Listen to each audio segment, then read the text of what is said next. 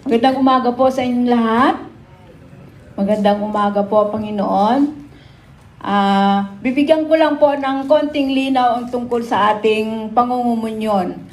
Ang kamatayan ng Panginoong Hesus ay siyang daan upang maitatag ang bagong tipan o ang tinatawag na walang hanggang tipan.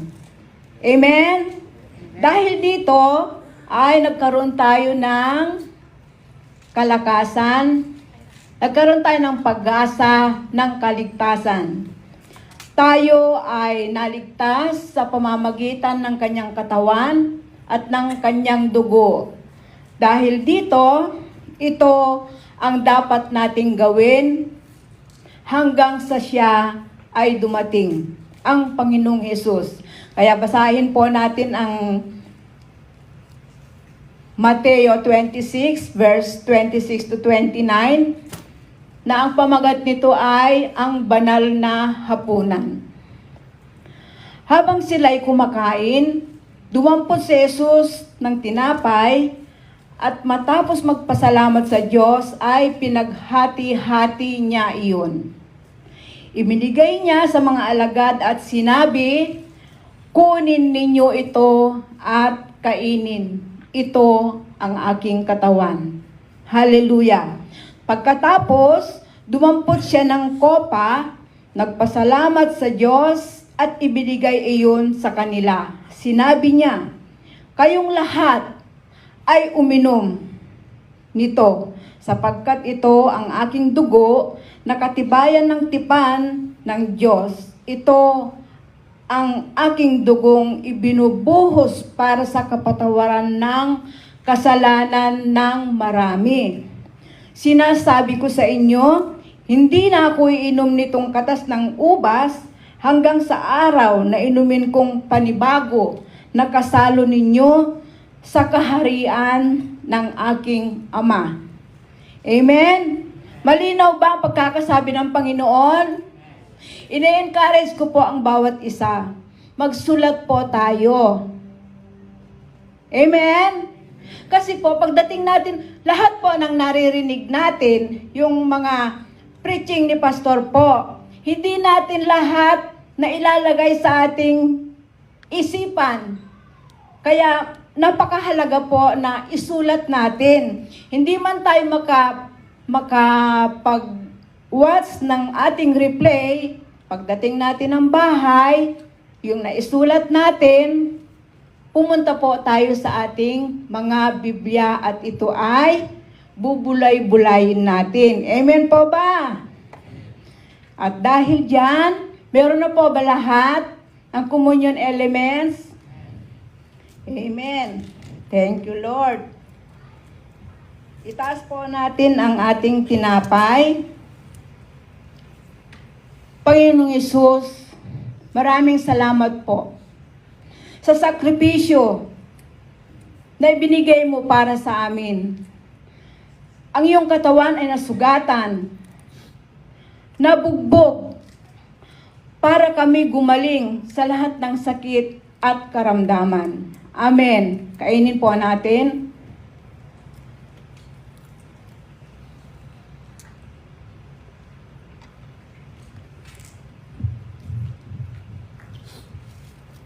Taas po natin ang katas ng ubas na sumisimbolo sa dugo ng Panginoong Hesus. Panginoong Hesus, nagpapasalamat po kami sa iyong sakripisyo na tumulo ang iyong dugo para sa amin. Maraming salamat po na kami ligtas. Maraming salamat po na kami ganap ng nilinis sa aming mga karumihan. Amen. Inumin po natin. Hallelujah. Basahin po natin ang Awit 91 verse 15 to 16. Ito po, ito ang benepisyo ng ating pangungumunyon. Benepisyo ng ginawa pagsasakripisyo ng ating Panginoon Hesus para sa atin. Ito, dito natin malalaman ang mga pangako ng ating Amang Diyos. Basahin po natin, sabay-sabay po tayo, basahin natin ng malakas. Kapag sila'y tumawag, laging handa ako na sila'y pakinggan. Aking sasamahan at kung may problema, ay sasaklolohan. Aking ililigtas at ang bawat isa ay pararangalan. Sila'y bibigyan ko't gagantimpalaan na mahabang buhay at nakakatiyak tatamuhin nila ang kaligtasan. Yung battle cry po natin, with Christ coming inside, it's great to be alive in 2025. Nakita po natin yung logo. Yung logo po natin ng home na lagi sinasabi ni Pastora. Yung ibon, Holy Spirit, nakatunghay. Sinasabi po ni Pastora, ang sabi ng Holy Spirit, may kulang pa ba? Naaalala niyo po yun? Kaya, kahit pa ulit-ulit ang sinasabi dito sa harapan, dahil ang Panginoon naman ay paulit-ulit din tayong pinagsasabihan. Amen? Ito po, napakaganda nito eh. Alam ng Panginoon kasi na tayo ay nagkakaproblema. Di po ba? Sino hindi nagkakaproblema? Tayo lahat meron, di ba po? Ultimo nga maliliit na bagay, pinoproblema natin. Pero ang sabi ng Panginoon, alam niya eh. Alam ng Panginoon na tumatawag tayo sa Kanya. At laging nakahanda ang Kanyang pandinig.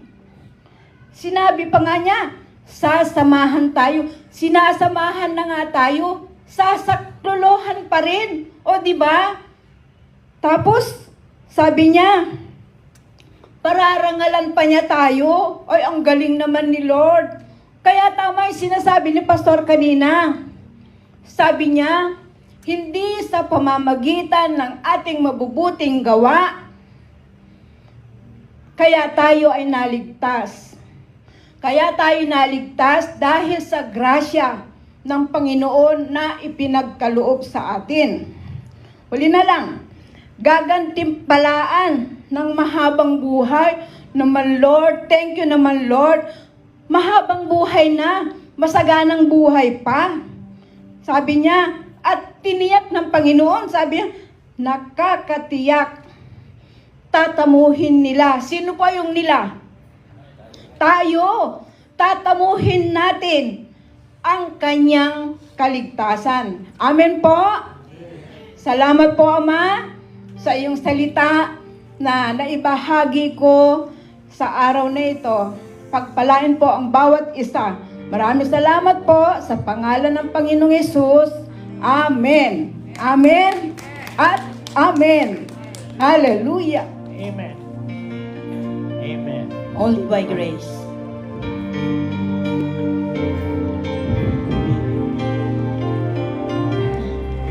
Amen. Only by grace can we enter